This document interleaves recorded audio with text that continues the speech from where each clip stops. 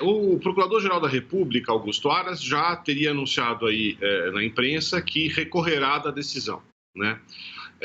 E não se pode descartar que a própria defesa do ex-presidente Lula também recorra na parte em que o ministro Fachin considerou que houve perda de objeto dos demais habeas corpus do Lula.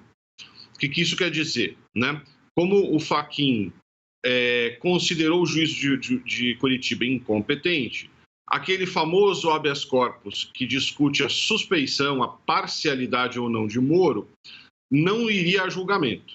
E pode ser que a própria defesa de Lula queira que o Supremo enfrente, sim, esse tema.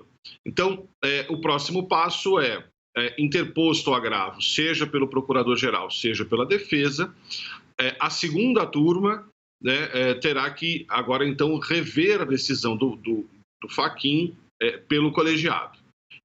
Isso ainda não tem data, até porque o prazo para o recurso ainda nem transcorreu, mas nesse meio tempo a imprensa também noticia que o ministro Gilmar Mendes levará para a turma, talvez até hoje, o famoso habeas corpus da suspeição.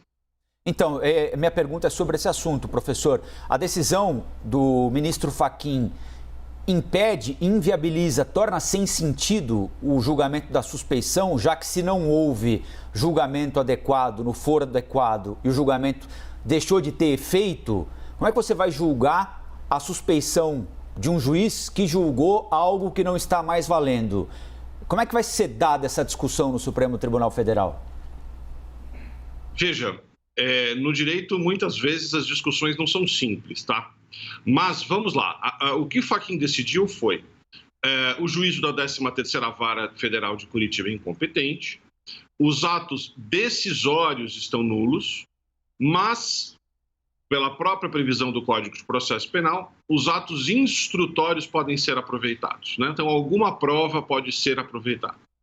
E aí, a questão que se colocará se vai aproveitar alguma coisa produzida por esse juízo, ainda faria sentido discutir a suspeição, porque se ele for considerado suspeito, então, rigorosamente, nenhum ato pode ser aproveitado, né? Então, essa é a discussão. Então, me parece que o Supremo tem duas alternativas, né? Ou bem, estender a decisão do Fachin para, inclusive, os atos instrutórios, e aí a discussão morre, ou entender que, sim, estão rígidos os atos instrutórios, essas provas que não dependem de decisão judicial aprofundada, e, como consequência, ainda faz sentido discutir a parcialidade ou não de Moro. Nesse caso, professor, dessa segunda opção em que ainda vai ser discutida num outro momento a parcialidade do juiz Sérgio Moro, do ex-juiz Sérgio Moro, que inclusive pode ser hoje, como nós já falamos aqui, o senhor acredita quanto tempo o presidente ou ex-presidente Lula deve durar esse julgamento dele? Porque o que as pessoas discutem agora é o ex-presidente Lula elegível ou inelegível para 2022. Quanto tempo deve durar esse processo? Olha, é muito difícil dizer, né? E aqui não é a resposta de advogado que gosta de dizer depende, não, né? As decisões de Moro estão anuladas. Isso inclui, né, no meu entendimento, as decisões que determinaram produção de prova, quebra de sigilo bancário, quebra de sigilo telefônico, etc. Então, quando esses autos chegarem em Brasília, o procurador ou a procuradora terão que analisar se, retiradas as provas produzidas por decisão judicial, congelou um pouco aqui, mas enfim, retiradas as provas produzidas por decisão judicial, se ainda é viável o oferecimento de denúncia, né? Ou se eles terão que novamente pedir a produção em juízo dessas provas, né? Portanto, qualquer estimativa de tempo, nesse momento, seria pura especulação. Professor, pergunta de aluna agora para o senhor, viu? Se esse processo não poderia ter ocorrido em Curitiba, por que ocorreu? Não foi autorizado que isso acontecesse? Veja, quando um réu é citado para responder a uma acusação, né, ele tem a oportunidade de oferecer a chamada exceção de incompetência, dizer se o juízo não é competente, né? E, aparentemente, a defesa de Lula o fez. Levou esse tema para o Tribunal Regional Federal, da 4ª Região, depois ao STJ, mas, segundo a decisão do Fachin, nessa ação penal, né, ou melhor, para mais clareza, nos habeas corpus relacionados a essa ação penal, teria sido a primeira vez, né? Agora, desde 2015, o Supremo vem restringindo o alcance da competência da Vara de Curitiba, né? E realmente a pergunta que fica meio amarga, meio sem resposta, é por que não decidiram isso antes, né? Então, a tese, na minha opinião, está correta, prestigia mesmo o que está colocado no Código de Processo Penal, mas ela vem a destempo, né? Essa decisão deveria ter sido tomada anteriormente. Antes do réu cumprir a pena de 580 dias, por exemplo, não é, professor? Por exemplo. Eu vou fazer a última pergunta aqui, então vou aproveitar para encaixar duas em uma. Nós perguntamos por que a decisão não foi tomada no passado. Eu gostaria de mudar um pouquinho o foco da pergunta e entender do senhor por que a decisão foi tomada agora, a essa altura do campeonato, em que a Operação Lava Jato está sob foco, em que os métodos da Operação Lava Jato estão sendo amplamente discutidos. E a Lava Jato tem colhido resultados ruins para ela no Supremo Tribunal Federal. Agora há pouquinho o nosso analista Igor Gadelha disse que lá em Brasília há uma espécie de consenso que o ministro Fachin teria tomado essa decisão agora para fazer valer aquele ditado: vão-se os anéis, ficam os dedos. Ou seja, ele entrega a anulação do julgamento do ex-presidente Lula, mas mantém o restante da Operação Lava Jato valendo. E a segunda pergunta é: o ex-presidente Lula tem 75 anos, agora em outubro ele fará 76. Se o processo for retomado, como parece vai ser, na Justiça Federal de Brasília, o caminho que vai percorrer até condenações pode fazer com que vários dos crimes atribuídos a ele prescrevam? Então vamos começar pelo mais fácil. Sim. Aos septuagenários, na data da sentença condenatória, o Código Penal, reduz a prescrição pela metade, né?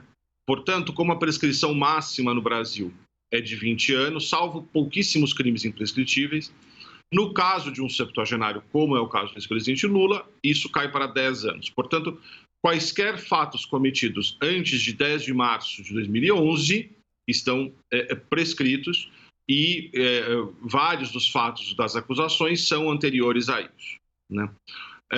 Por que o ministro Fachin decide como decidiu agora? Eu tenho a resposta jurídica, né, a resposta colocada no voto, que foi um longo e minucioso histórico de como este tema evoluiu dentro da Suprema Corte, né? E, ao fim, o Fachin diz: olha, discordo, mas esse é o entendimento que se firmou, então eu aplico agora, né?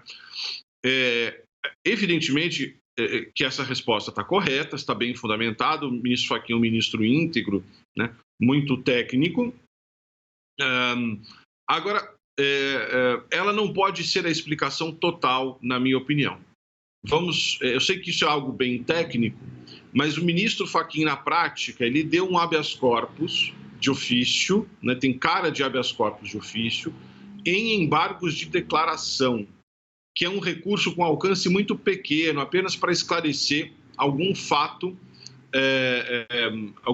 alguma parte da decisão que estava incompleta, ambígua ou obscura, né? Antes disso até, ele tinha levado este caso a plenário e, antes mesmo de julgar, devolveu para a competência da segunda turma, o que também não é um movimento corriqueiro, né? Então, aí nós entramos no campo da especulação, né? Especula-se que Fachin temia uma anulação geral, ampla, geral e restrita de toda a Lava Jato, né? Há quem sustente que, fazendo dessa forma, ele preserva a Lava Jato sob dois aspectos. Um, se a decisão dele prevalecer como está, poupa o ex-juiz Sérgio Moro da discussão da parcialidade, né? Se realmente houver perda de objeto.